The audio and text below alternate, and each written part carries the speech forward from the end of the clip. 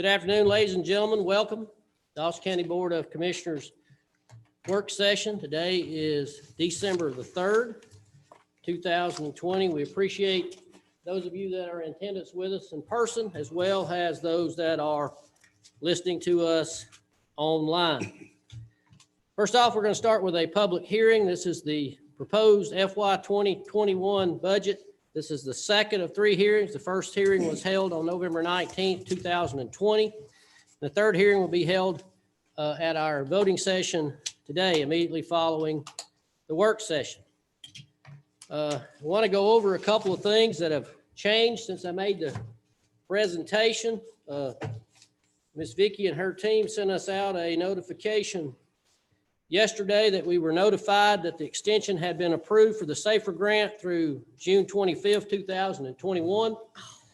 And they've gone in and made those adjustments to the 2021 proposed budget, reflection of $173,717 in grant funding. And they were able to reduce the fire salary line and the use of fund balance by the same amount. And she gave y'all the reports that show that. So they've made those changes. And they were on the all fund summary sheet, the general government revenue sheet, the fire expenditure sheet, and the SAFER grant, which is the grant portion of the budget.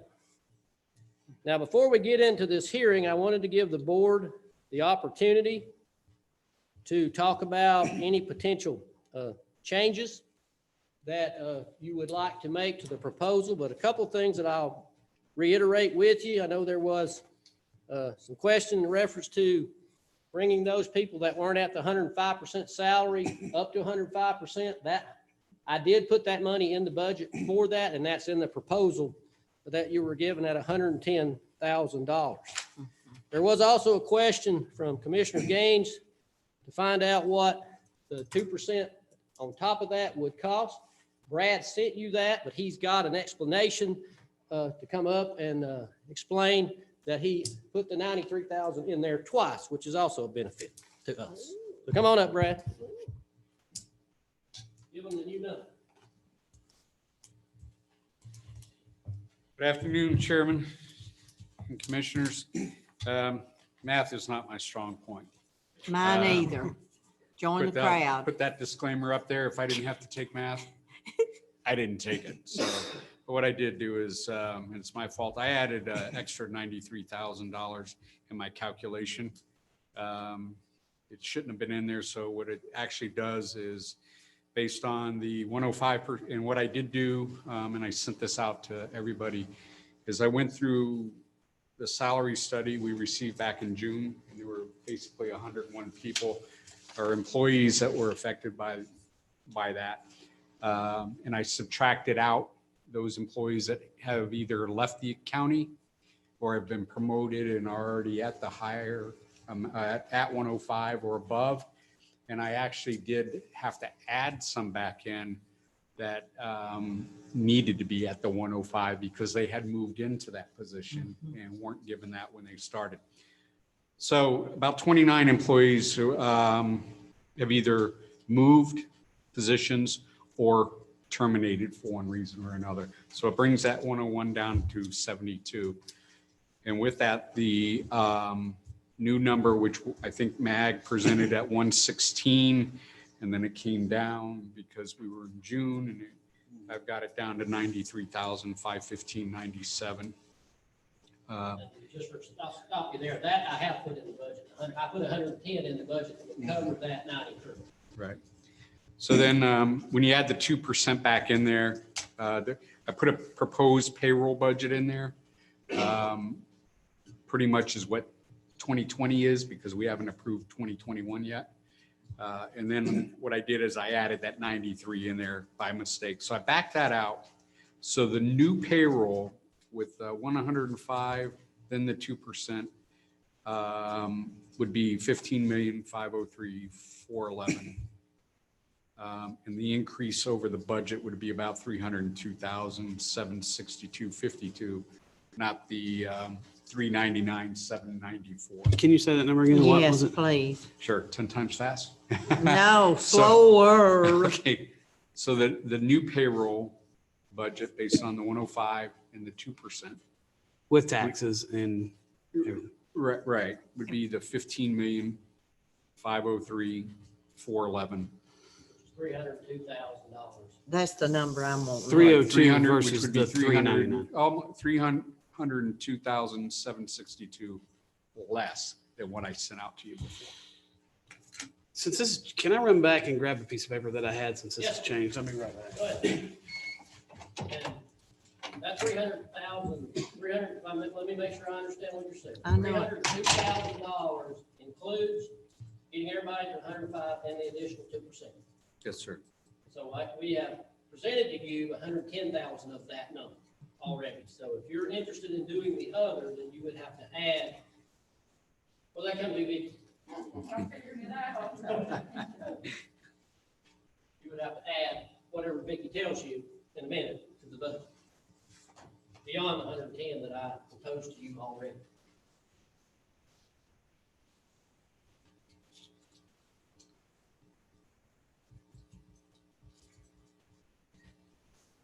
$192,763.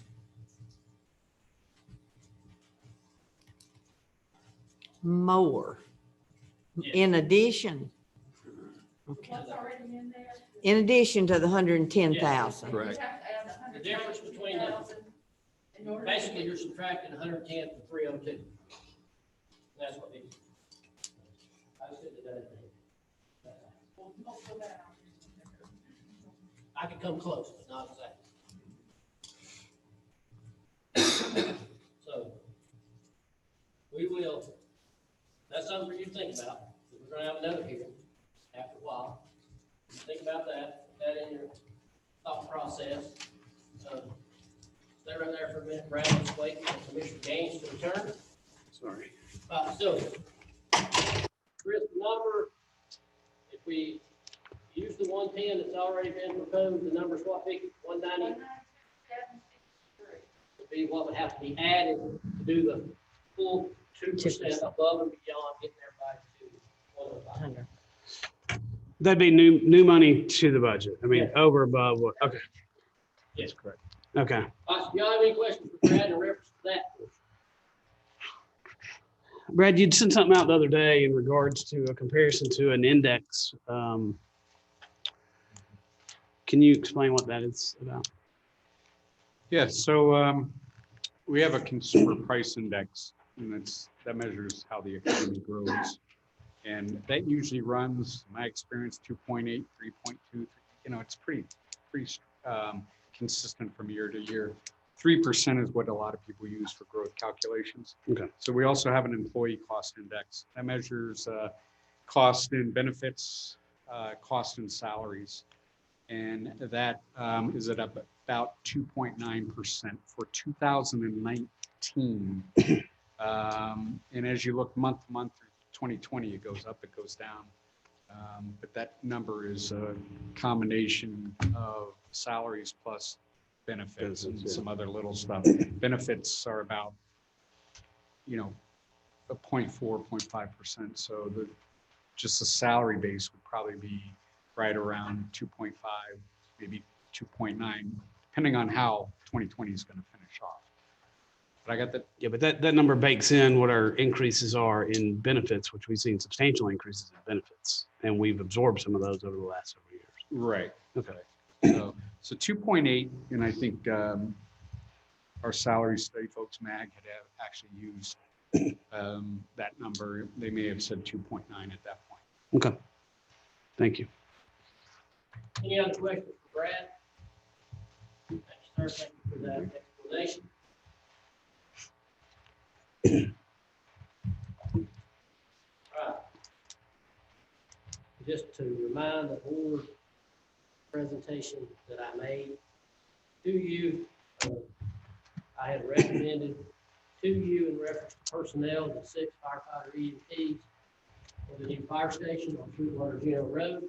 I had recommended you the upgrade in pay for our the named IT director, get him in line with all of our other department heads. And that was the only recommendations that I made. And so if y'all have any recommendations that you would like to see considered in reference to additional personnel, then you have that opportunity to present those as well as any other recommendations that you would like to make. And I will tell you that I met with Sheriff Johnson and discussed with him about some of the requests that he made, and explained to him that obviously what we would determine to be a budget going into 2021 obviously has the ability to be changed when we see a change in revenue. That's right. And that the reason I didn't make any more recommendations at this time was because of the unknown. That's right. And so, so I will not be making any new recommendations there unless you desire to make them yourself. One of the things that we did talk about as well in reference to the budget is we had some requests from outside agencies who do very good work, and all our outside agencies that we fund some money to all do out very good work. But I was going over some of the ones that had a substantial request increase. And one of those was the Good Shepherd Clinic from 3,000 to 20,000 of one-time requests that they had due to some of the donations that are not coming in, and then the Or others- fundraisers, they can't do their normal Yeah, do the fundraisers. So I did not make a recommendation there, and would leave that up to you to make whatever recommendation you would like to do. And the same for Avita. That was a new request that we got. They came and explained to you when we had our budget hearing what they did. They asked for 15, and so that would be whatever you desire to do on that one as well. But obviously, you still have the option on any of the others. I think we met basically what they asked for on most of the others. And so, you know, those are some thoughts that you will have to think your way through as we move forward, getting to a point of voting for the 2021 overall budget. If you want to discuss any of those now, then feel free to do so. If not, we will have another hearing after a while, and you can discuss those at that particular time. Anybody on the board? who would like- Chairman, I know we're not, like I said, we're not asking for personnel, and I went through everybody's list and what they wanted and what they needed. I did talk to Jameson and Planning Development, and they've got one of their inspectors is close to being that certified building official, which I think would take some of the burden off of Jameson of doing other things. And I'd like to recommend promoting that one person to building official in that department. And it was what he presented, it was $5,110.95. Because I know he was asking for a planner and some other positions, but I think that would relieve Jameson of some of the duties he does is wear as many hats in that department. Is that, but you have to backfill that role too, right? No, he has to, I mean, we're not putting another inspector in there. Okay, you just, Basically just promoting Give him him up. okay, Because of extra duties that he can't perform. Yeah, right, because he's gotten certified. Because he got a Right. different certificate. Okay. I think, James, I know you stepped down. I think he likes one or two classes. Jackson, come on up and explain it a little bit more. Keith, My apologies, I had to take that call. Yes, sir. Keith, the building official. Right. He lacks, I want to say, he has to get all of his certifications as a building inspector, which would be plumbing, mechanical, HVAC, and the structural classes. I believe he has 3 of those, working on his 4th, and then he goes through the final test to become a certified building official through the state, and has to sit in front of those boards in order to get completely certified. Yes, sir. but that role too is also, that gives him administrative, I mean, basically, he'll go through all kind of classes in the official role. Official role, yes, sir. We haven't had an official building official in quite a few years, so. But he's not, he can't do the role of that principal planner you were asking for, can he, or can he? Was he gonna be He's not able to that do good. ordinance? No, No, ma'am. He would not be the principal planner. The principal planner's kind of an outside role out of the building inspecting world. It's going to be more, a planner is going to be more or less our comprehensive plan, our land use plans, rewriting our ordinances. That would be their main responsibility, keeping up with all the state laws that make sure that we're in compliance with, DCA and any other things that come down from the state level as far as code enforcement and stuff like that. And how many ordinances do we have? Oh, that's an excellent Or question. is it over 100 or Probably, 140 something? I don't know why that, we do have a lot. Would you begin quoting some of them? Would that be all right? When I made my budget presentation, I believe I named 22 that were currently in the pipeline of Needs to be. creating or updating. I know we've talked about some rather large ones over the course of this year, like our solid waste ordinance, updating that, coming out with a property maintenance ordinance. We got a huge one passed this year with the nuisance abatement. That was a big step for the Yes. county. Things that, we need moving forward as far as ordinances, but that's a big step.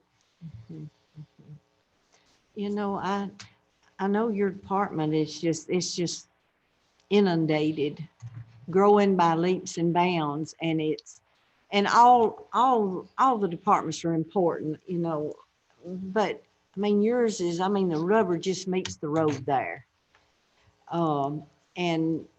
And I know it's a lot of money, but I would like to see him get a principal planner. I know the salary was like 47,000 something, and benefits, it was like 74,000. I know that's a lot of money, but your responsibilities are great, and the ordinances, some of them are older than I am. That's pretty bad. And they really need updating, and we have things that they just don't jive. You got one out here that it says this and something, and they're supposed to coordinate. And it's such a massive thing to take care of. You don't have time to do that. Harmony doesn't have time to do that. Am I telling it right? Yes, ma'am. It's Can I ask a question? What- No, oh. you can't ask the question. What's your budget roughly? What was his budget? 700,000 something? roughly, yes, sir. And I looked at the numbers going through all these sheets that we get every work session, and his department brought in about $6 million. I know. See, they bring They in. generate more revenue. Yes, they do. Absolutely. Yes. And I would say this, I did not make that recommendation. I would tell you, I'm not against the principal planner for any reason. Mhm. It goes back to what I talked about just a few minutes ago in reference to making sure that we have the revenue. with Yes, the yes, So yes. That's a recommendation you would like to make for the board to consider, just like. the I recommendation. would just consider. Vicky, if you'll make note of those two, Mhm. so that when we get to the point. What was that dollar amount, 74? 74,000 or something, the few dollars. Any other questions for James? Thanks, sir. Chairman, Yes, sir. I guess I got another one. We're on All right, go ahead. salaries and stuff, and I know we've talked about it in the past and trying to get competitive, and one reason we did a pay study but public safety, I know the sheriff got his up. I think they're around $17.13 for patrol deputy, but our paramedics are still with $15. And our neighbors just put out Lumpkin now. We're not competing with the South anymore. We're competing north too. Lumpkin just went $19 an hour for paramedics. And I'd love to see if we could look at the paramedics and EMTs to get somewhat competitive so we can keep and retain. We train them, we pay a lot for their gear, and we lose them. Same thing the sheriff does. He trains them and pays for their stuff. And I know he's ordering bulletproof vests and things like that now. With the next person that comes in there, it might not fit them. So I'd love to see if we could look at adjusting that pay rate. I mean, even if we go $1.50, that'd put them at 17. Because So they're at what's the pay now? 14? what you said? 15.49. 15.49. If we went $1, That's Sorry? what, Entry level. that's entry. Entry level, 1549. okay. But like I said, we're competing with $19 and $20 an hour. Did they go 19 entry level? Yes, sir. They went 19 entry level with other benefits too, but I mean, I know it's hard to compete with that. Mhm. And I don't know where they're getting the money, but, I know we've had, and I know the sheriff's got openings, and I know the chief's got openings in fire. He's still got 3 paramedic openings. But we can't hire them if they're paying that kind of money. Well, I think there's options, obviously, goes back to, what we talked about already in reference to, seeing where we fall, in reference to revenue. This budget that we have proposed to you is for the use of approximately now $1.7 million in fund balance revenue. The thing about it is this, is even if we adopted exactly what I presented to you, doesn't mean that on January the 10th, February 20th, or March the 30th, we couldn't make a change to the budget. What I am looking at and what I presented to you is based on the fact that what's been presented is definitely doable for us at the moment, revenue. And that's the reason I made that, representation. I agree with you 100% that we're still not where we need to be, and I made that same comment to Sheriff Johnson on Monday when we met. We're still not there.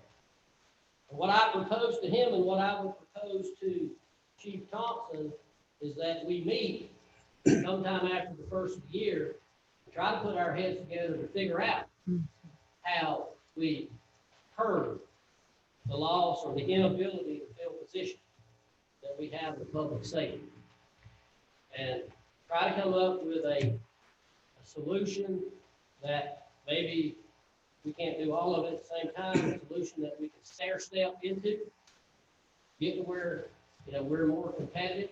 That's the reason with in this last salary study was critical that with the company that we hired, we said over and over again, we want to be competitive, not just against other counties, competitive in the marketplace, period. Because Chief can tell you, I think, pretty well that a lot of the loss that he sees, especially paramedic, hospital, urgent care, Yes. places they can go and stay inside nice and warm and comfy and make $20 an hour because they are a paramedic. They're not fighting fire. They're not outside. They're not doing any of this stuff. Good job, comfortable. So yeah, there is a lot of competition out there, not just county competition. And we're gonna have to continue to figure out a way to be competitive. And I'm fine with that if we want to try to get what that number would be. For talking about $1.50, you have to be talking about $1.50 across the board. So if you just raise the minimum $1.50, then you have superseded somebody who's been here 5 years. Where you compress. You compress it, and we don't want to do that. So How does their insurance compare with ours and their retirement? I know the Ma- retirement, I think they give a little bit more on, and I don't know how they do that either. I think there's some more competition. what I would propose to you is this, is that we have that meeting and get some more statistics in reference to that, and then make some kind of decision in 2021 in reference to that particular line where, we have more time because, with COVID, we've kind of compressed ourselves up here, need to create some kind of a budget, Yeah. some finance to get that out to people so they have the ability to do something in January. So nothing's ever dead because we settled it.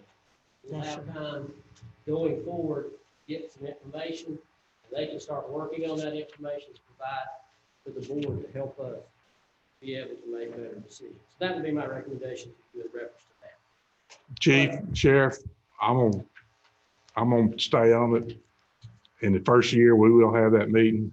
I'll make sure we have it. I'll ask to have it anyway. I would recommend that. And we'll support you if you want to move some people around, Sheriff, to get those deputies on the road. And we'll look at those positions after the first year. I'll support you on it. And I would recommend to this board that you be our lead person on that to bring us that information back. Okay. Thank you. Okay, thank you, sir. Anything else before I open this public hearing up to the citizens? Are we supposed to discuss Good Shepherd? We can, and Avita or if you'd like. whatnot? Yeah. I would just like to say that I support the Good Shepherd Clinic. I mean, I'm all for the 20,000 if we can find it. And I just think we are serving a population that needs help. And I think it's all of our responsibility to do that. So I would recommend the 20,000 if they need.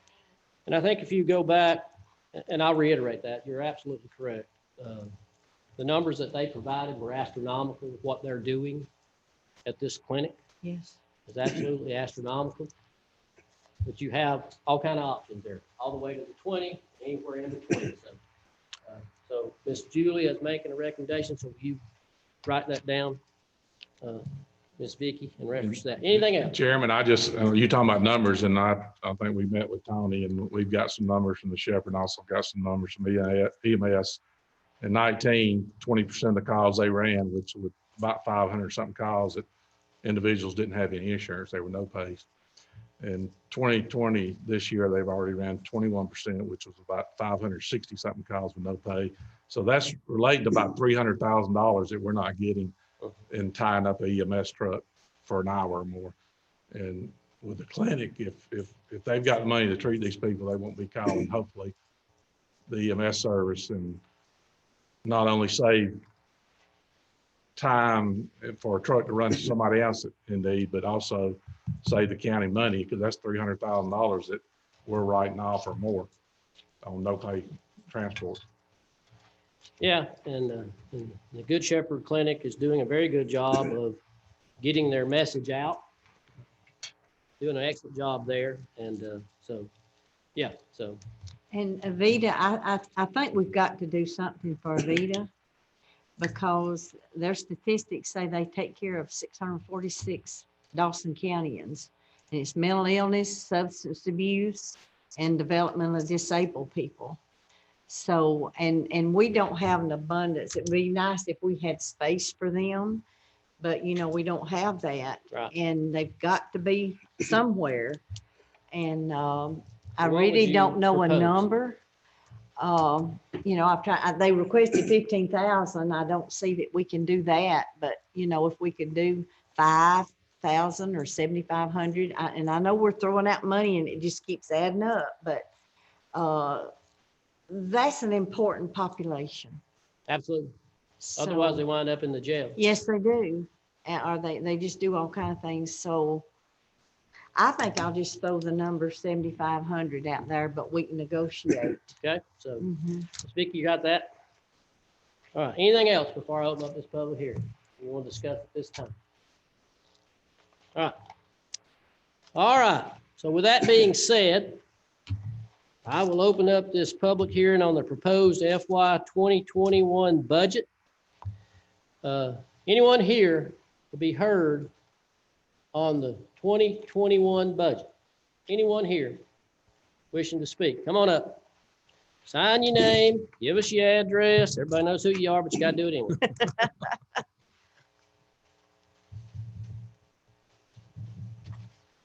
Take your mask off when you talk, so we'll hear you. You can pull that microphone over to you as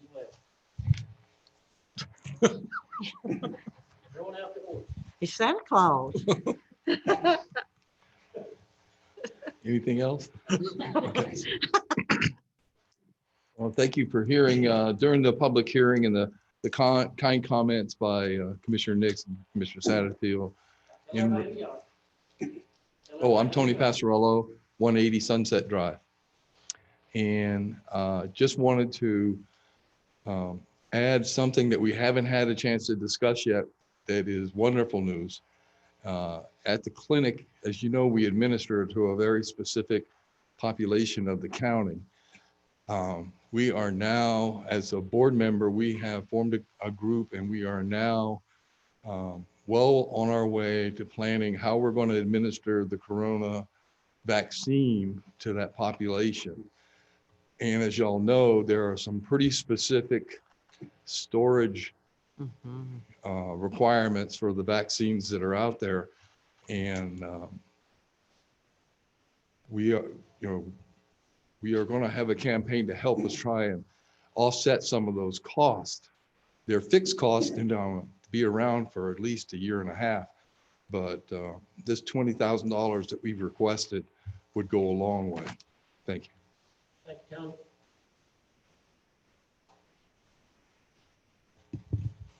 Anyone else here to speak on behalf of the proposed FY 2021 budget? Anyone else here to speak? Last chance. Seeing none, I'll close that hearing. We'll have the third hearing during our voting session. And then at that time, after that hearing, the board will have the ability to vote if they so desire on a final budget project. All right, we'll move on into new business. First up, we have presentation of request for approval of FY 2021 State Public Defender contract. Public Defender Brad Morris or Brock Johnson. So Brock's here. Come on up. Good afternoon. I will keep this pretty brief. Again, I'm Brock Johnson. I'm standing in for Mr. Morris, who I believe usually makes the presentation to y'all. Two issues. The first is the state contract and our request for approval of the FY 2021 State Public Defender contract. Dawson County has contracted with the GPDC as the state public defender agency since that system's inception in 2005. And our request this year is basically just business as usual, the same request as we've done every year since the inception of the public defender system in Georgia. And so I believe that the expense required to fund this contract, it's already been requested and approved in the 2021 budget. We are just submitting this request for final approval of the contract with the state. And I can answer any additional questions, but in essence, the most important numbers are just that as far as the personnel is that Dawson County, again, since 2005, has agreed to employ one attorney and one administrative assistant through this contract. And Questions for Brock? Is anything different in this no, ma'am. contract? No, ma'am. This is the exact same contract that we've used in the past and have come to the board essentially every year, is my understanding, since 2005. Any other questions in reference to that?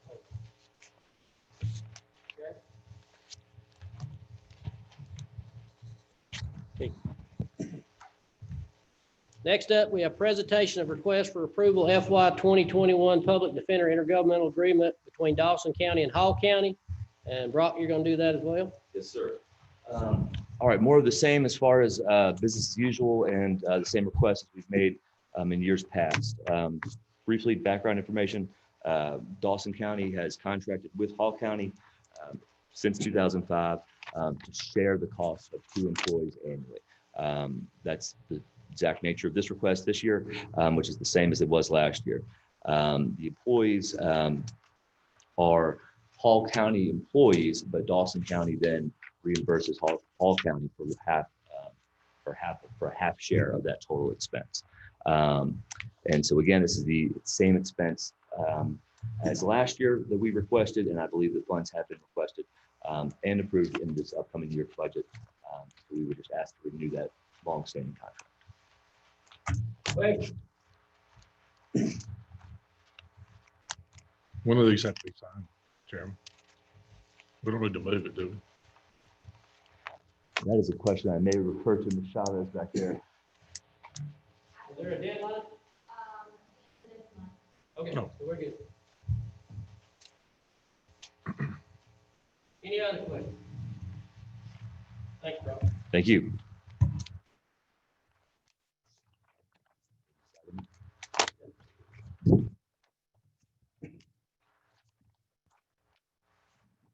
All right, next up, we have presentation of request to purchase the ladder truck, Emergency Services Director, Danny Thompson. Danny.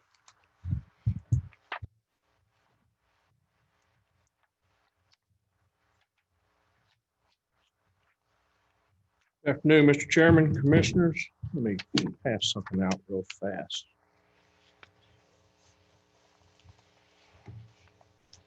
I have to share with Chris. I try. Can you say, I know. All right, good afternoon. So I'll start by saying it's no surprise to anybody that sits in this room, the growth that we have seen in Dawson County. This growth, especially over the last 6 years. Our growth here, we've seen a good bit of mixed commercial growth along with multifamily dwellings in and along the 400 corridor. Currently, Dawson County Fire Department relies on the services from Forsyth County for a ladder truck support. Our current capabilities for ladders are 24 feet. Any building, dwelling, piece of commercial property, or residential for that matter, that is greater than 24 feet exceeds our current capabilities. The current closest ladder truck is downtown Cumming, Forsyth County Truck 1. That apparatus is on a call. The next one comes from McFarland. So with that, I've began to work with myself, finance, and others to present this to you. What's presented to you is on the current Florida Sheriff's Association contract. They had 2 demo trucks that would meet the current immediate needs of Dawson County. One truck listed in the current information that's listed in Virginia has already sold. So that unit's gone and not available. So with that, the only one that's currently available right now is the one that's still in South Carolina. A little bit about the ladder truck, the brochure that you have there before you. It's a 107-foot Ascendant single axle Pierce. The current length of that vehicle puts it at 39 feet, which is only about 3 feet longer than the current engines that we have. So it meets a lot of the capabilities of our roads and everything here in Dawson County. Is a 2,000 GPM pump, so it provides 2,000 gallons per minute of water. It gives us that aerial capabilities to be able to effect rescue, and that's our key at any incident.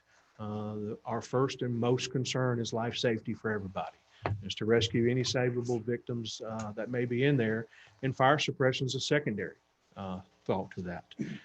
It comes equipped with a 500-gallon water tank, 30-gallon booster tank. Pierce has that unit currently, like I said, in South Carolina.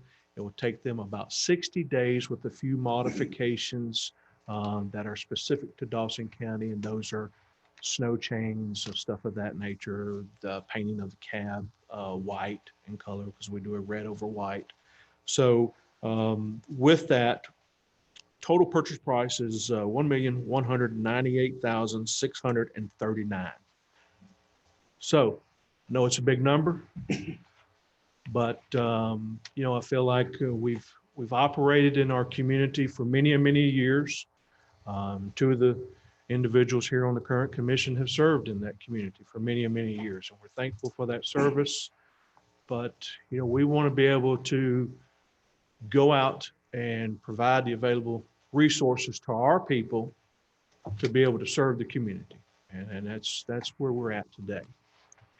The backside to that is you know, down the road, we've our current ISO was postponed this year. We were due this year, 2020, but with the COVID, they delayed a lot of that. So I feel like at some point in the spring, we're going to probably going through a virtual ISO.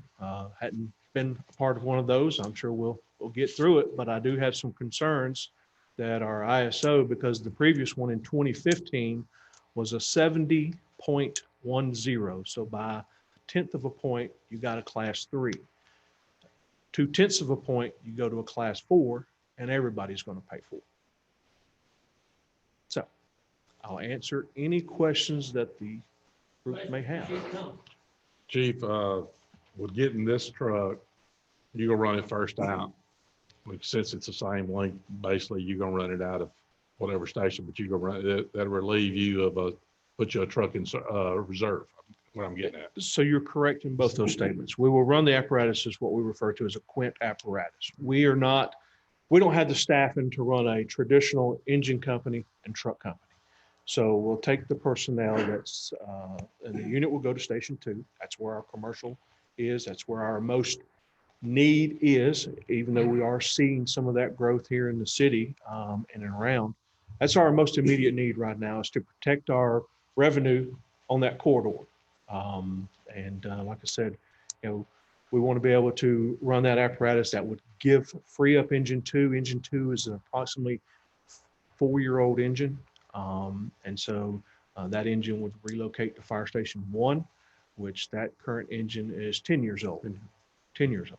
9, I think. Oh, 9, 25. 11, that one. That's right. So plus that'd help on ISO too, because it gives you a reserve truck. Correct. So you've heard me kind of briefly talk about ISO. So once we open up Station 8, ISO says you have to have 1 reserve fire truck for every 4 stations. So once we open up 8, we'll have to have 2. We have 1 right now, but we'll have to have that second one to be able to maximize those ISO points. If not, it's points we lose, and we stand a potential of having an increase in our ISO rating. And this fire truck would count as number 2. Is that what you're saying? So this fire truck would enable us to take the engine that's at Station 2. Oh, okay. This apparatus would go to 2. The engine that's at 2 would go to Station 1, and the engine that's currently at Fire Station 1 would go into reserve status. Oh, okay. And by buying a demo, because we're not going to do the model change and possibly cost $300,000 more. I mean, we're looking at 1.4 Yeah, to 1.5. And speaking with Pierce, you're looking at a 15% increase after January 1. What's the chance of this one being gone? Before I walked in the meeting, it was still available. Oh, I know. Is this one that had but 8,000 and something miles, but the mileage? No, this one only has Is this about 4,000 miles. Okay. Yeah, I so left my it's- computer at home, I No, think. I'm trying to And, remember. when I submitted this to you, to the agenda request on November 23rd, both trucks were available. Uh-huh. And I was notified from the rep that the second truck, the more expensive one, had actually sold in Virginia. And so we were down to the 1.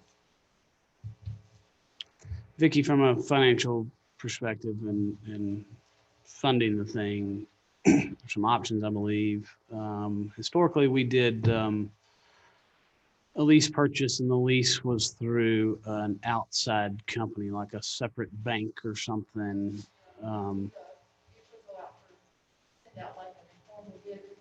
Yeah. Yeah.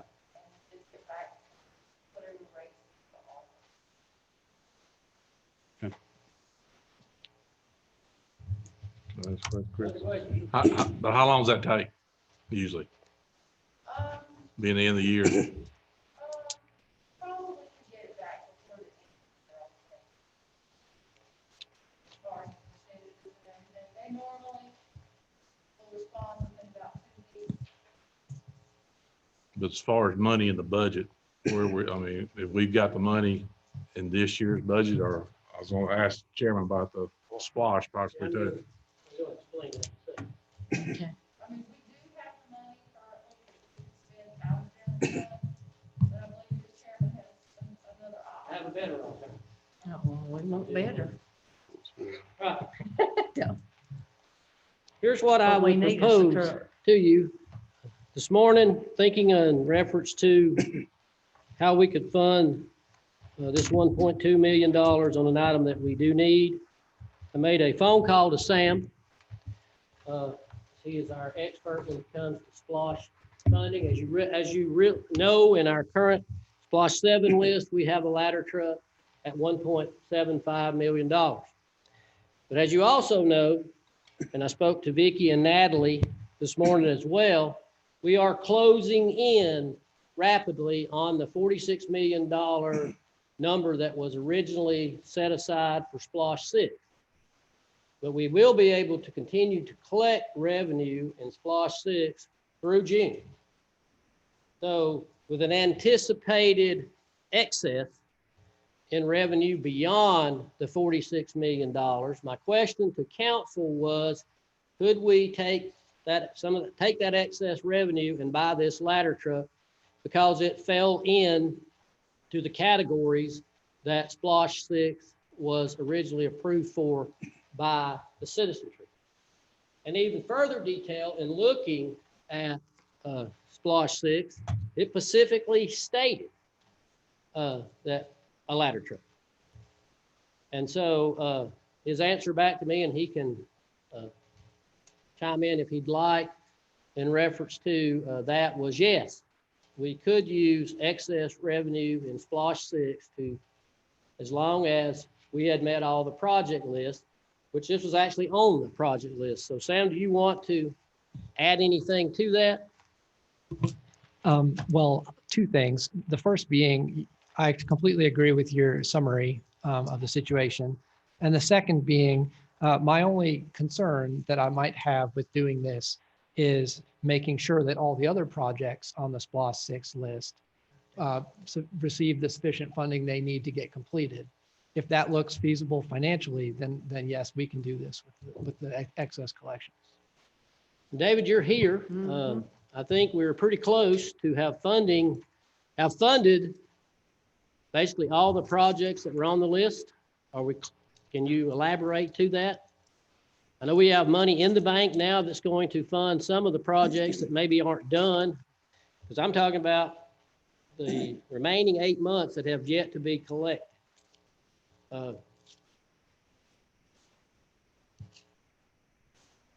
So if you want to elaborate. Mr. Chairman, I did briefly talk to Ms. Vicky about an hour and a half ago about this very issue. So I have not put a whole lot of thought into it. So I don't know as I'm 100% qualified to answer the question right now. But at the rate we're going, I think we're at roughly $44 million in collections. So we're still $2 million short, roughly. Roughly 3 months of the 8, assuming we stay on that same trajectory. And I will say this in reference to that, I had Natalie, when she figured that for me this morning, to be very, very conservative with the number that she gave me. Over the 64-month period that we collected right now, we're at what, 650 something on an average, which obviously over the last 5 or 6 months, you've seen that be $800,000. I know there was a question at one time, why are we doing so well in Splosh? Commissioner Gaines was correct in stating that the new online sales law has obviously helped that. And they made some addition to that went into effect in April of this year. I was intrigued by that and looked it up.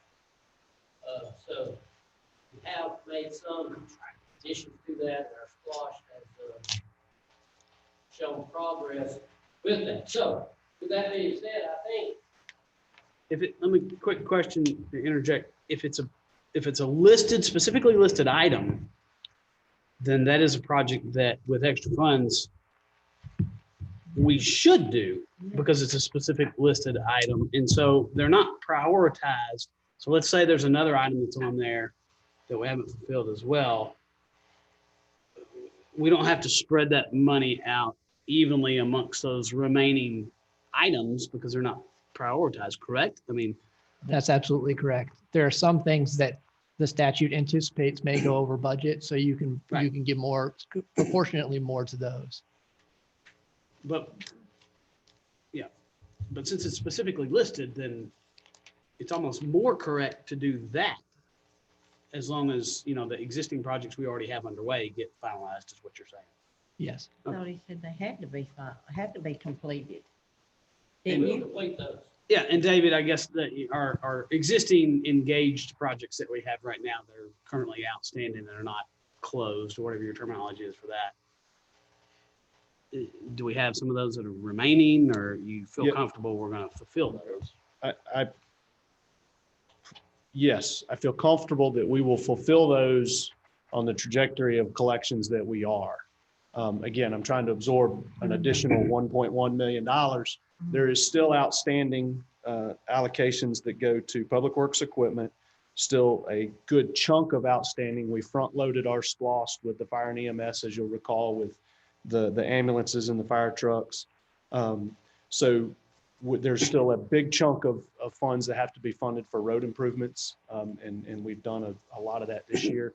I think the term Vicki and I have used is next year is a true up year where we're going to true up those percentages. So there are still items listed that on the resolution that we still have to fund. But however, what I'm hearing is that we will be able to fund those as well as have extra collections. And we've also had other discussions about the other collections as well. So yes, to answer your question, I think yes, that we will be able to complete those. But to Sam's point, we have not completed them yet. I'll go back to the fact that the original splosh, $46 million. There is no doubt that we will exceed that $46 million figure that was proposed to do those projects that were on that list. Okay. And as you recall, some of those projects on that list have come in over budget. On multiple occasions, the county has gotten money from the general fund to finish out those projects beyond that particular dollar amount. So there's absolutely no doubt in my mind, and I don't think Vicki would agree with this, that we will far exceed $46 million total over the next 8 months. I believe we will, and if y'all back to my too, we get 2 million more above and beyond the 46, then 15% of that. Go to the city. Let's see. So that would be a reduction of $100,000. It'll be $2.5 million to look at this particular item, also taking into consideration the money that's already proposed in the original 46 million to take care of these projects that are not done, and to tidy that up as well without using any other fund balance revenue. But I believe that we financially stand on good ground to seriously look at funding this vehicle through SPLOST 6. So it's a potential stopgap to mitigate that risk. And I don't know what it costs to engage in a lease purchase, if there's any upfront cost like a bond financing where you front load the cost, but go ahead and commit to it since time is of the essence. Do the lease purchase, and then at the end of, we come up on the end of SPLOST 6 in 6 months, essentially. So then at that point, as you come and wind down to the end of it, then you would definitively know that all our projects are completed and we would fund it out of that.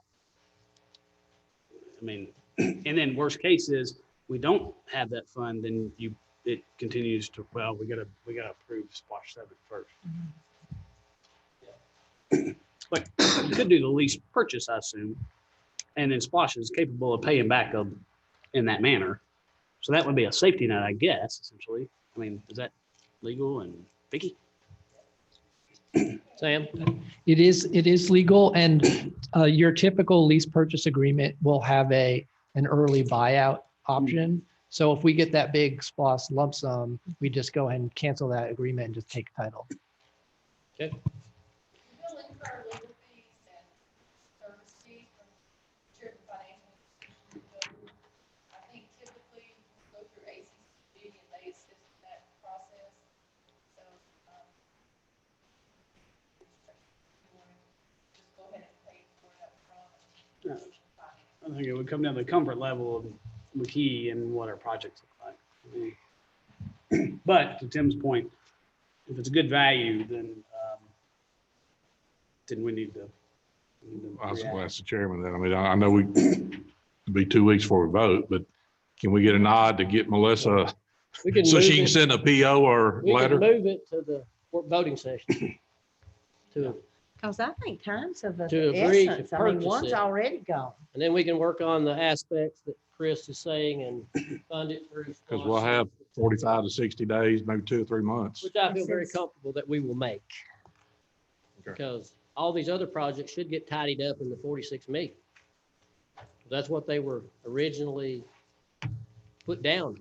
Mhm. So if we get excess revenue, that should be excess revenue. And we may have to put a little bit of that towards some of them based on some other things, but we have helped out some of the other projects, obviously, over time, just through the general fund. But I'd like to be able, and I believe we can, do this project without getting into the general fund. And I think we can do it through Splosh. I'll make a motion, move it to tonight. 6 o'clock. Y'all good with that? We'll just move it on, vote into, so that we can lock in that, potentially lock in that vehicle if they don't lose it in the next few minutes. Oh, I know it. That's So- what I'm. All right. Thank you, Sam. Thank you, Vicky. Thank you, board, for that. Line up. All right. Next up is that presentation of 2021 Local Maintenance Improvement Grant Application Approval. Public Works Director, David McKee. Dave.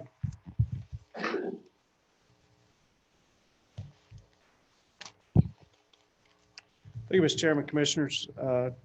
This evening, first thing I have on the agenda is our 2021 LMIG grant or LMIG application to DOT.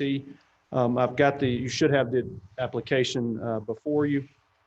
This is very standard. I think Brock used business as usual. I like the term. This is a reduction from the years past.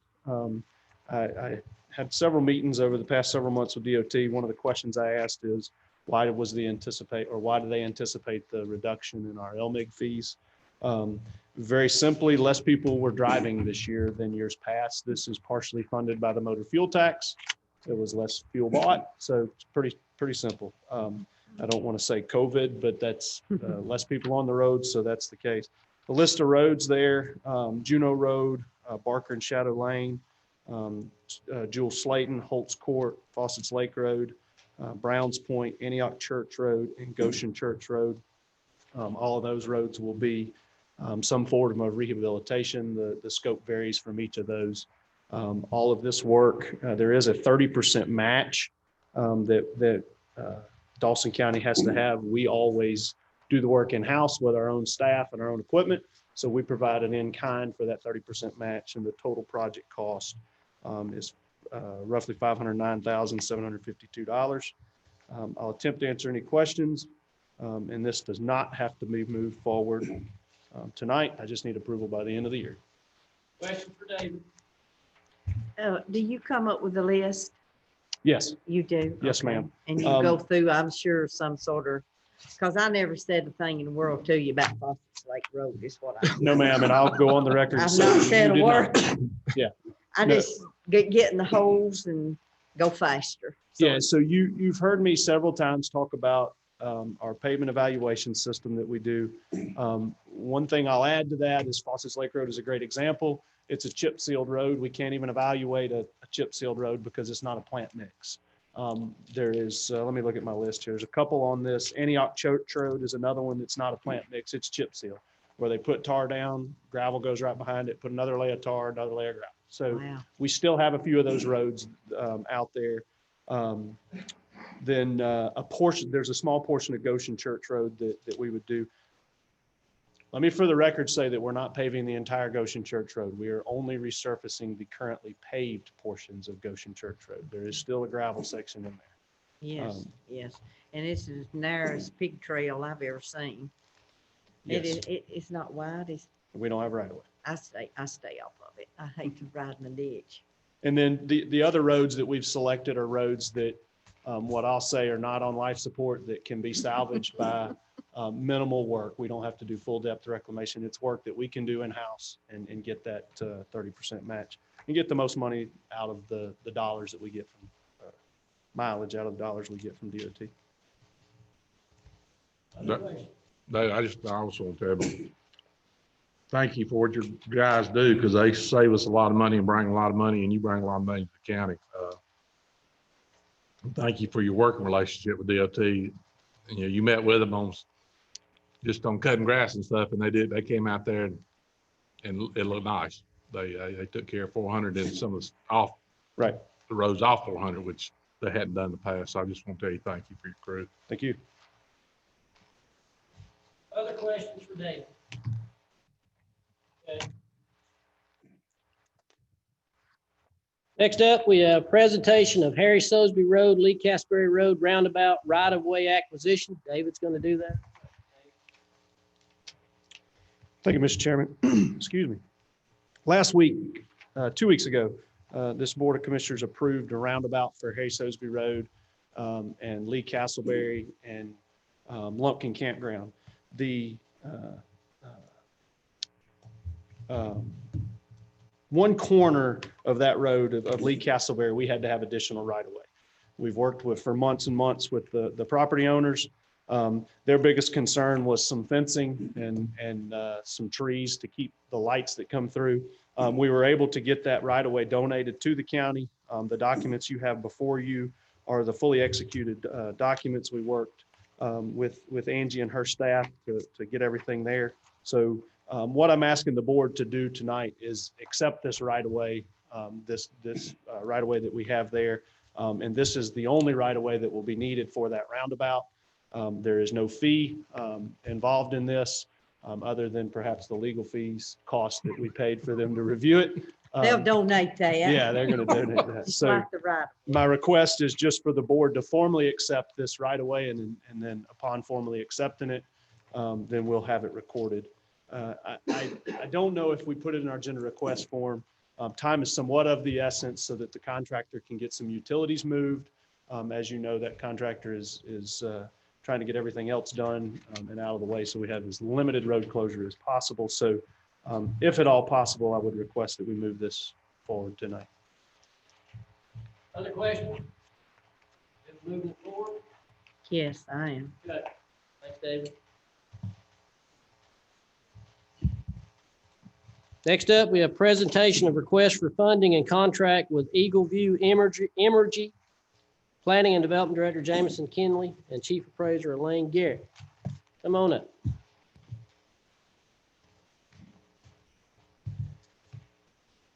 Thank you, Chairman. First, I want to say that it is a pleasure not to be standing up here alone for a change. Stand up, We- Elaine. We pride ourselves in the planning department as not only serving our citizens, but also serving every other department. So Elaine and I have worked together the last couple of years, hand in hand on a lot of different projects, and we're excited to present this one to you. Let's see if I can get the clicker going.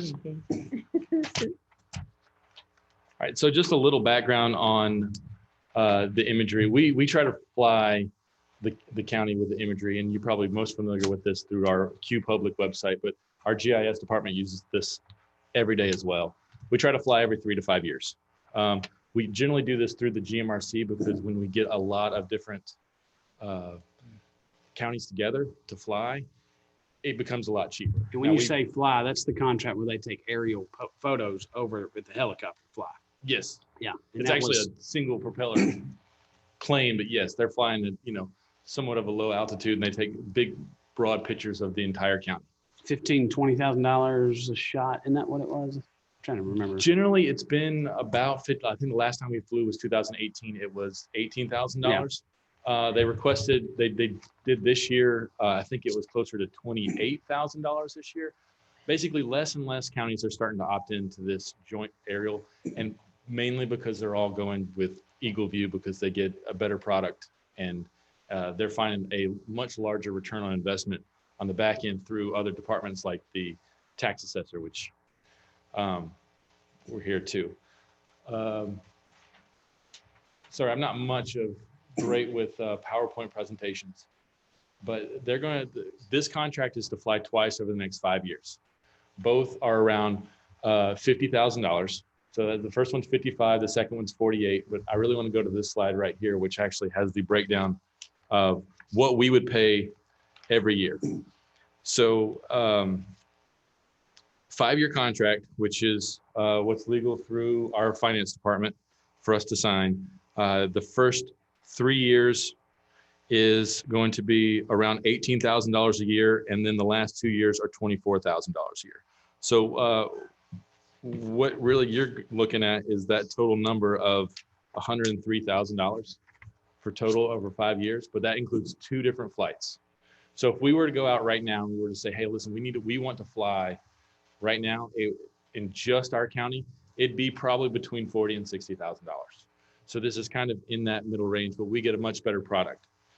Getting back to the specs of the project. So basically what one of the deliverables would be not only the ortho imagery, but also the oblique imagery. So when I say ortho imagery, we see a plane's flying over, you get the direct straight down picture, right? So you would see this podium as just one big rectangle.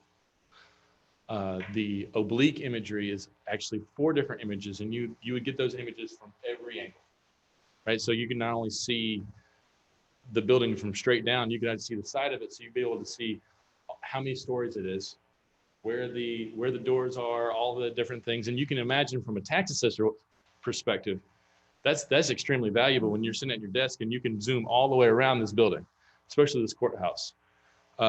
You can also, I've also spoken to Chief Thompson and Alicia with over the Sheriff's Department over 911. And I was like, listen, we don't want to offer up a product and not every department have access to it. So if there was a situation at a residence or situation at a commercial place, essentially they could use that in the fire truck for a great new ladder truck potentially. Where are we going to set up? Where's the easiest place to set up? Where they provide with GIS, we also see exactly where our nearest fire hydrant is. We can incorporate a lot of different things. I just wonder how much he's paying you to do these plugs. Yeah. Just got playing on top of it. So, you know, we cover a lot of different things. And so, like I said, we've sat and we've talked with Eagle View Imagery into flying this ortho and this oblique imagery. The contract would be for 5 years, $103,000 total, roughly between $18,000 to $24,000 a year. And then I will turn over to Elaine to talk about the actual return on investment, because it would be her department that actually shows it. The benefit and what she gets to save and the money of her field officers going out on site. So I'll turn it over. Now, Sam needs to move up in this. Playing musical chairs. this Yeah. afternoon. Commissioners, I have spoken with several counties around our jurisdiction that all use Eagle View in their offices as the tax assessors, to do their field reviews. This is a great product for us because it not only allows us to see the rooftops of those houses, but gives us those angled views all the way around. From what I'm hearing, everyone I've spoken with on average, one of the great features about this product is there's a change finder that's in with the program that detects any changes from the previous flyover to the current flyover. On average, 20% of your parcels will see a change that we've not picked up. With that 20% of our residential parcels, you're looking at around 2,200 parcels.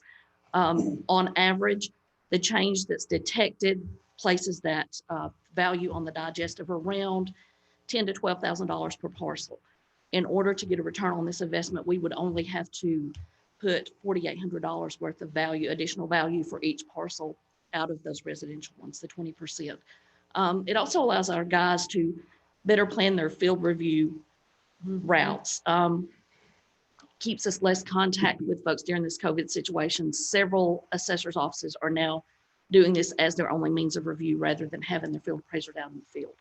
So overall, it's going to save us in time in the field, but also allow us to pick up those things that are not necessarily visible to us from that rooftop imagery.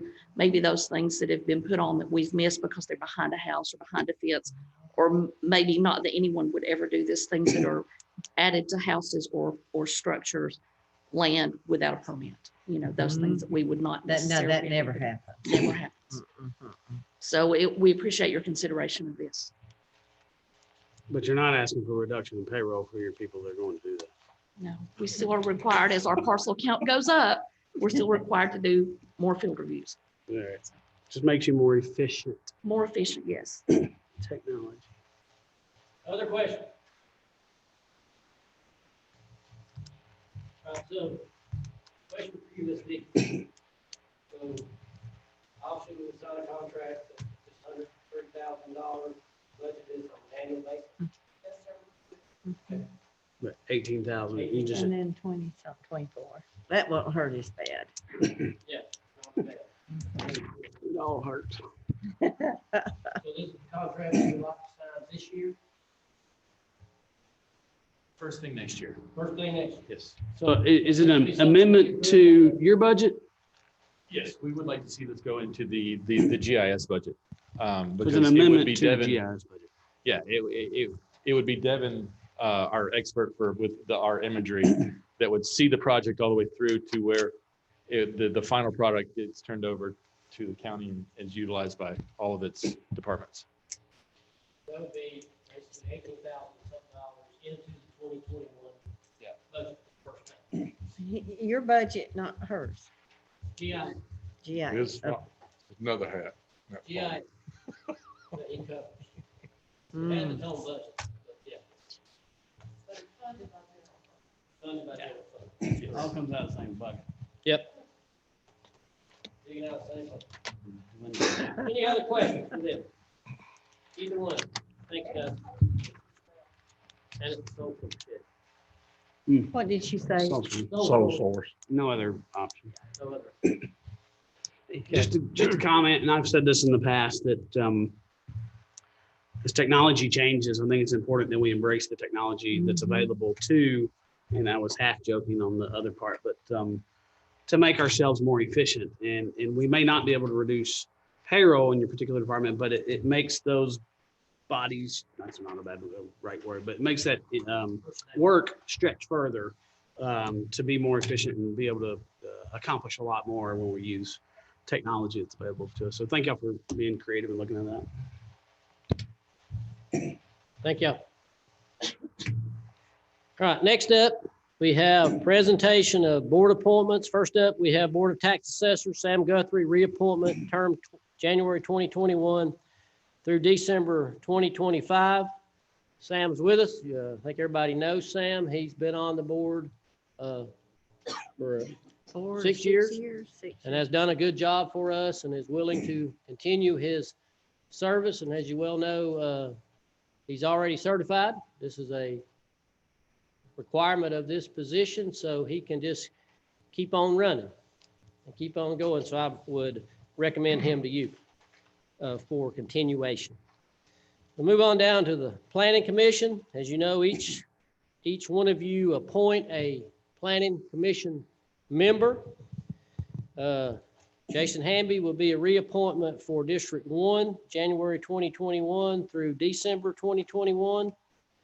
John Maloney, District 2 reappointment, January 2021 through December 2022.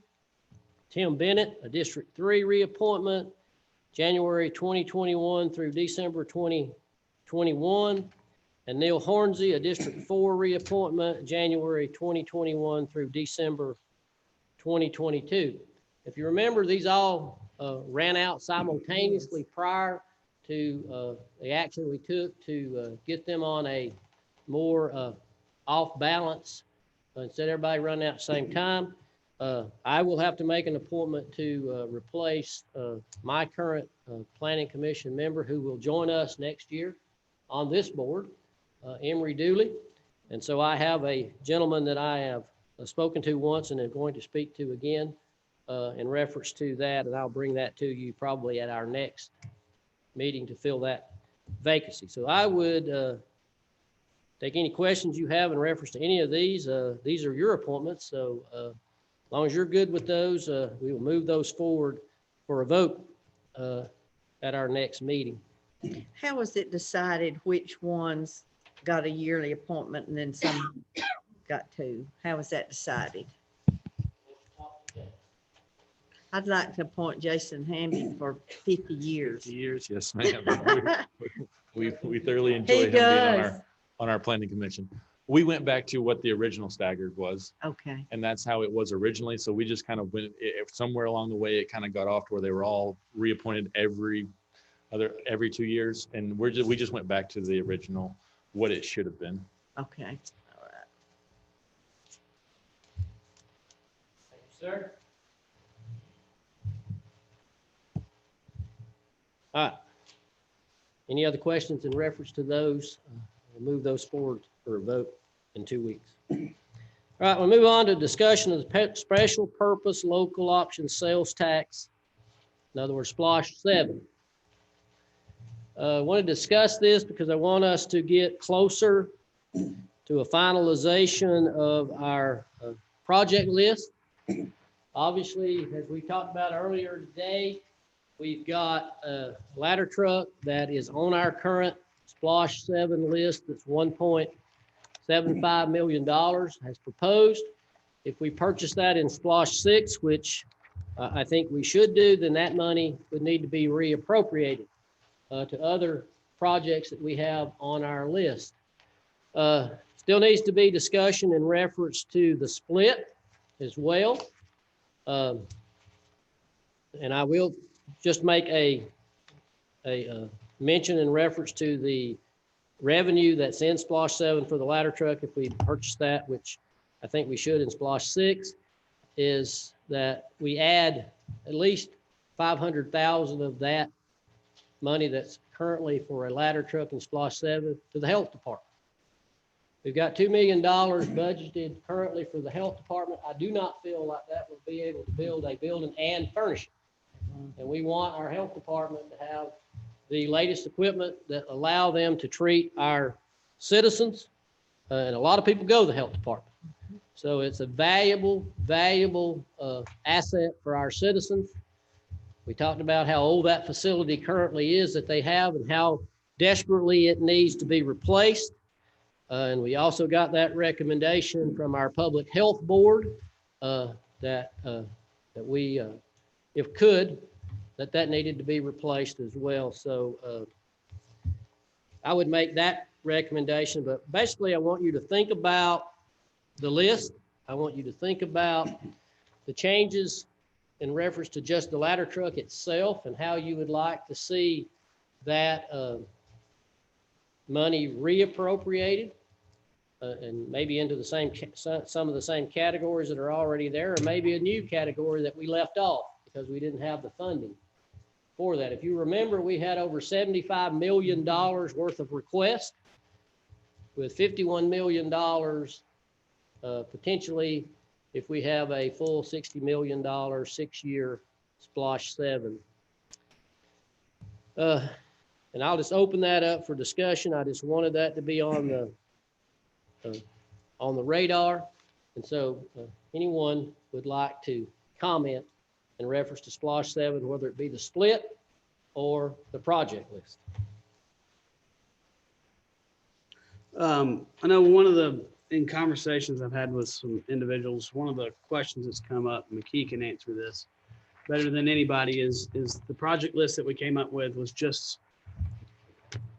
I think we originally were, the current splits 1585 are dollar amounts of the projects that we were at that point just kind of roughly estimating was short of the full 85%. Can you explain how we got that? Yes, sir, Commissioner, I sure can. The project list, let me back up. We originally started, and the chairman was correct, we originally started with roughly a $75 million list of projects.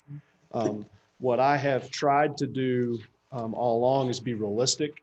And if we are talking about an 85-15 split, then I wanted to provide this board and the general public a project list that was roughly 85% of our projected revenue.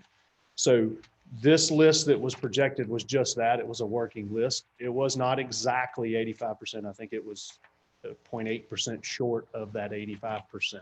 So it was just a working list. And again, we have just tonight, we're talking about a $1.7 million change to that working list. So again, when we started with 75 million, it's not real hard at all to adjust that one way or another. So I hope that answers your question. It does, thank you.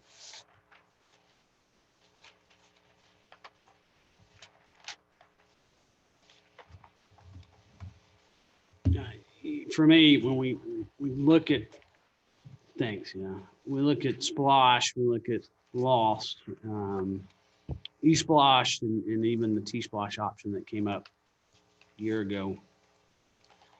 I think it's important as we go through this process that we do not,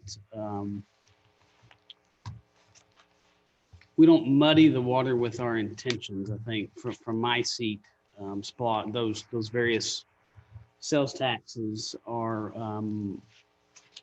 more in line with a consumption tax and a fair tax, the way I see it, and is a better way to fund the operations and the needs and necessities of our community. And as it's been said multiple times, the amount of funds that come in from outside our community via sales taxes, predominantly at the 400 corridor from people that don't live here, is a benefit to everybody that has land or a house in Dawson County. That helps us keep our property tax at a much lower rate than it would be if we didn't have that benefit of that additional sales tax dollars coming in. So I just want to make sure that we're very clear that there's a support, at least from my position, and I don't speak for everybody else, but there's definitely a support for that type of tax.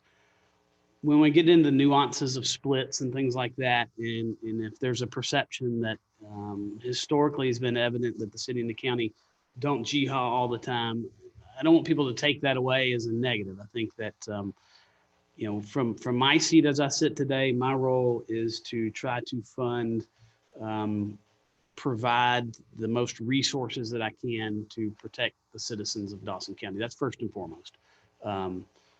Matt Payne's not here. Park and Rec is great, but fire, sheriff, those are critical things that we are responsible for all citizens, whether they're in the footprint of the city or outside the footprint of the city. So I'll fight for those. And I think that's the right thing to do, is fight for every dime that we can get to go towards those type services that benefit everybody in a fair and equitable manner. And so just know that that we work through these processes, and that I think we're all in agreement that it is an important program. It's an important revenue source for this community to have. It's an important revenue source for the city to have to do their things that they do.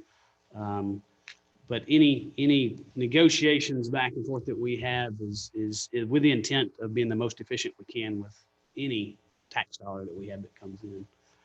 With that, I mean, I think the 15%, which is where we've been historically, we've seen an increase over the last several years from a lot of development and growth commercial on 400 that has benefited not only us, but it's greatly benefited the city as well, allowed them to do some things that they've done. And, you know, I don't see that we venture away from that number. I think that's a number that we can move forward with in an easy manner and continue to deliver the services we best can. Got No. a question. Oh, go ahead. Go ahead. I noticed, I think I'm right, Chief Thompson said that there was more calls coming in the city about the fire truck. EMS, yeah. Okay, so Overall, there are more coming in. So to me, we could ask the city to maybe fund half of that fire truck, the ladder truck, and then that would be a good thing for us. And then I'd like to see that extra money go toward the health department, because you know how much it costs to do our senior citizen building. And then I just want a beautiful building that'll last 50 or 75 more years. And then that money could go toward the health department. And I would like for the board to consider, things go up every year. And 6 years ago, things have gone up and up. The city want to do things, and when the city's doing things, it's only making our county look great and people wanting to come. I would be willing to raise theirs to 15.8 and Dawson County's be 84.2. And I'd like for the board to consider that. it's definitely something that they can consider. All options are still on the table, because we have not taken a vote on that. I mean, And I Sam, where are we noticed- at on the timeline? I noticed that on the timeline, if we decide December the 7th, it should be going to we should be calling for a vote. in the paper on that one-time sheet that you gave us. Time, the timeline. I'll have the timeline when we went to that meeting. So so if we could come up with I something think we had tonight. some time frame that we There could was. adjust to that. Yes, So the December 7th date was based on a recommended time frame that we've since moved off a little bit. Yeah. If we're talking about drop dead dates, we actually have a couple of months to finish this. I just wanted to keep people from having to think about this over the holidays. well, and then I kind of disagree with that because I think it's so important that we need to be hiring a firm to publicize this, get it out there. In January and February, we need to be rolling advertising because March 17th will come so quick, and we don't want to lose this money. We can't lose this money. That's just my opinion. Well, go ahead, Sam. So I'm, without disagreeing with that sentiment at all, just want to point out that we can't spend public money to publicize this, but the local chamber or someone Oh, I could. know that. We don't need to be saying, but it still needs to be, we need to move on. I think, and I understand what you're saying, and I'll say this in reference to the 15.8.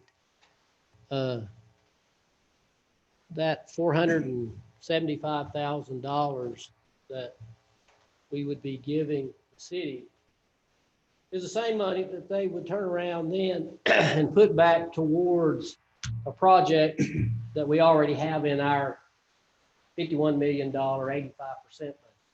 So basically, 85-15 is the same thing. It still gets the same projects done, and it doesn't really convolute how it goes back and forth. So 85-15, because we've already got that same project that they're willing to put that 8% into in our. So Well, then we can we could use that extra money for something well, there new. wouldn't be any extra money because you're giving away $475,000. Did I not see something that they proposed 8317? That was today. Okay, I thought I'd read that. And But so they that got was the their same latest proposal. And going with Billy, that's what, since we've changed the numbers now, we're taking stuff out and adding stuff. I We think buy the ladder truck through Splosh 6, which was part of their proposal today. they had 800 something thousand in there for that. That's going to make a change to that as well. So I would recommend to this board and agree with Commissioner Gaines that we stay with the exact same percentages that we currently have and see what the city says in reference to that, and, speak to them in reference to that. And then, of course, at some point in time, we're going to have to vote on a percentage and send that proposal to the city to see if they would agree. And I'm like Chris, I think the back and forth is actually good. It gives us the opportunity to be as efficient as possible with the revenue that's going to be available. So the cleanest and easiest way, in my opinion, is that we stay with the same split that we already have. So I think that would be my recommendation. I'm gonna have to agree with Commissioner Nix in light of compromise. I'm afraid we're gonna jeopardize the whole process, so. And I want to tell Christy more, when I was looking at some papers and after all the spiders ran off of them and all the webs got off of them, I had saved an article from the paper when you were helping us in 2014. And it was wonderful. And I know some people are not convinced how good SPLOST is, but you commented how little each person puts in and then how much you reap from that. And that's just excellent. And I hope people remember that with SPLOST. So I saved it from 2014. But it's excellent. But that's my split, just in the spirit of compromise. So that's my comment. I'm technically at 12%, which is what the actual population split is, but compromise is going along to the 15 and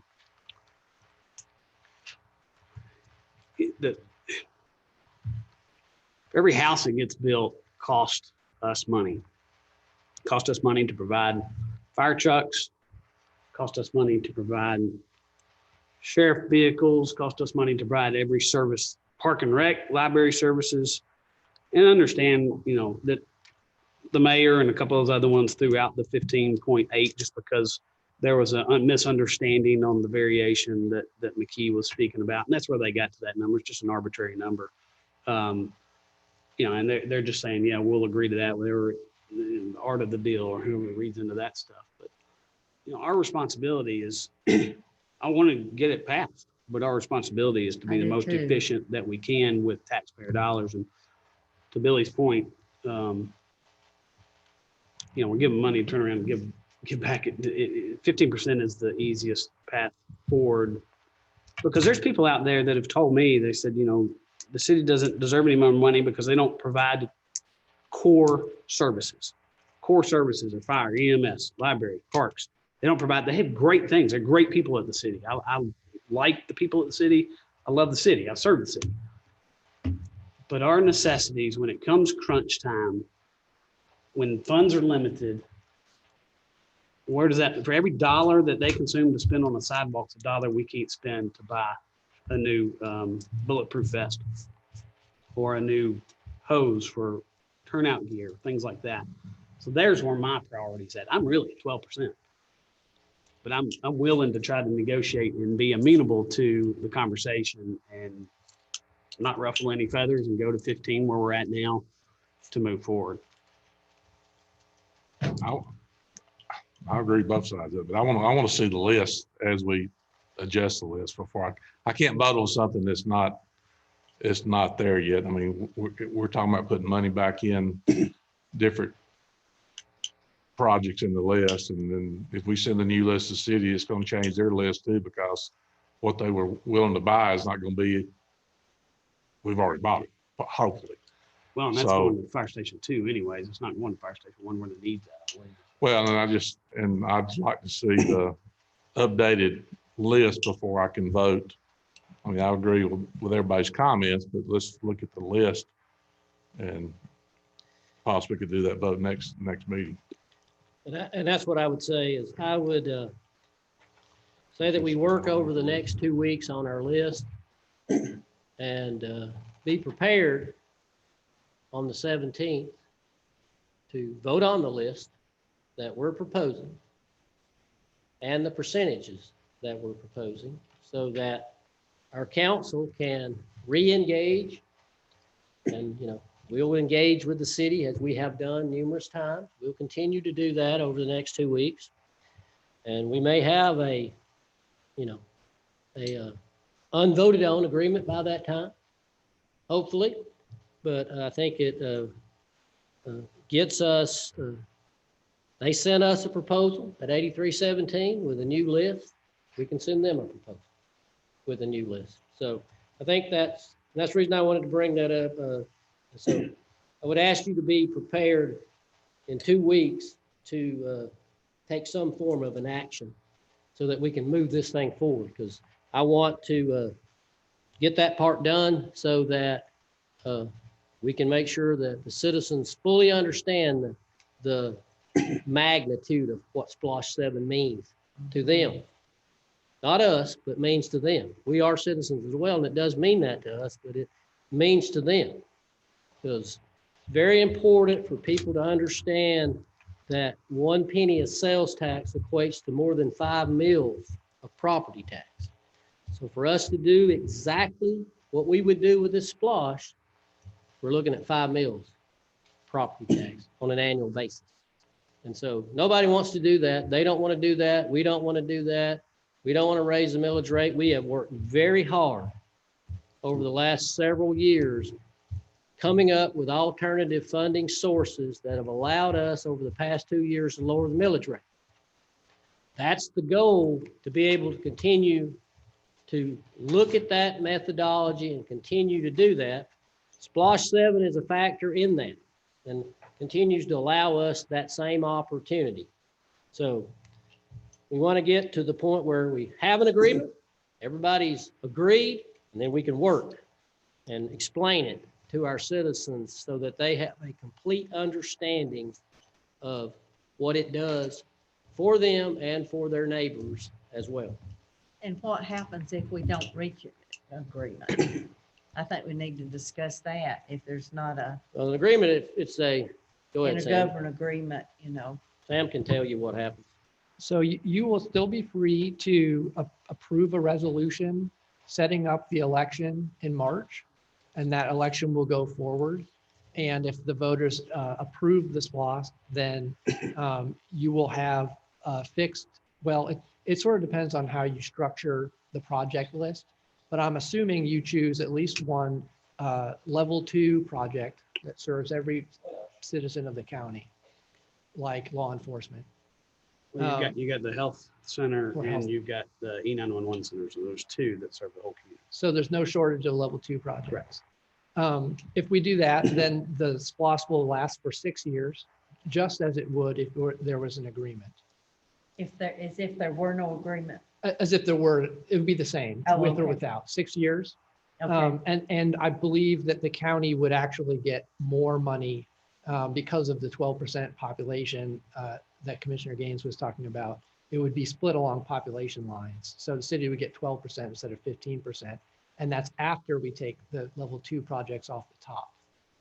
So the county in some ways would benefit from not having an agreement, but I still think an agreement is advisable because you don't want the city opposing this in the election. Well, is the 12%, I mean, If we have if we have a level 2 project, it'll be 6 years. If we do not, it will be 5. And the well, health, what population statistics? Because they say it's more than that. What Look at statistic? DCA.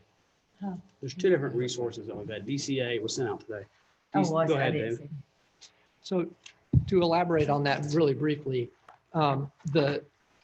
there's not a clear statement in the law as to what type of population survey you should look to. Okay. Historically, you look to the decennial census, which that would require looking back to 2010 at this point until the new census comes out. And that puts the city at 10% or something. However, that would, once the new census data comes out, that would change halfway through the SPLOST. And then the city would start to get 12%. So, 10%, 12%, it's all about the same. It's not $1.2 million difference. well, true. But since we're negotiating over a bigger portion, it's not, I think we can. And I believe David has some some population numbers. You can. Okay. Yeah, Commissioner Gaines had called and asked the question earlier in my office, and I did a little digging and based on today, we pulled, DCA looks at 2 different population estimates, the American Community Survey, and then the U.S. Census Bureau, and then they extrapolate the numbers from there. The current values from June 2020 and March 2020, March for the county and June for the city, based off the U.S. Census Bureau, is a 12.4% split between the city and county population. And then the American Community Survey, which was January the 16th of 2020 is when it was updated, is 11.6%. And we average those is where we get the number of 12. What year is that? It's this year, 2020. But they look at 2 different, the American Community Survey and then the Census Bureau, the decennial census, and then extrapolate it from there. Thanks, Sam. Any other comments before we move on? All right. Next up, we have the county manager report. Ms. Vicky's going to do that for Dave. Good afternoon, Chairman and Commissioners. Yep, once again, I'm standing in. I'm sub today. I have just a few items for you. The county's 2020 surplus sale is complete, and we sold approximately $59,000 of surplus assets. Citizens can purchase home delivered meal meal holiday certificates from Dawson County Senior Services. There's a form on the Dawson County Senior Services webpage, or you can call the Senior Center for more information. 25 Days of Christmas started on December 1st. Children's educational activities related to fire prevention will be posted to social media. These activities also will be posted to the fire prevention page on the county website. The 25 Days of Christmas will run through Christmas Day. Free flu shots are being offered by the Good Shepherd Clinic from 9 a.m. to noon on Friday, December 4th, 11th, and 18th. This service is available to adults who are uninsured and live in Dawson County. No appointment is needed. The Good Shepherd Clinic is located off Highway 53 behind Burger King. As we see an increase in COVID-19 cases, we would like to encourage everyone to please follow the CDC guidelines and recommendations. And that's all I have for you. If you have any questions. Thank you. Thanks, Vicki.